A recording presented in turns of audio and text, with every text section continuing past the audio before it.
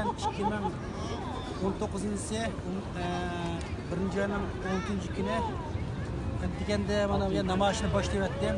Biz Braziliyalikkan kelib birdan ahvollarni tushgan dedim. Shunday bo'lgan ekan bu imzo qo'ygan jadal imzo qo'yib bu yerga xat kesib qo'yapti.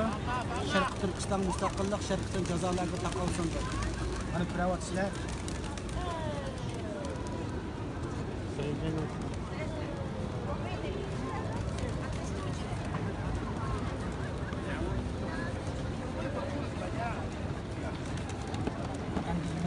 And this day.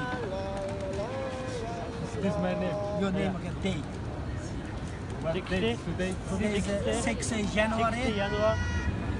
6/1/2019.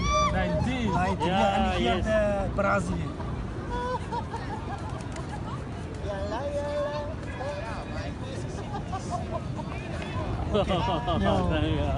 Thank you very much.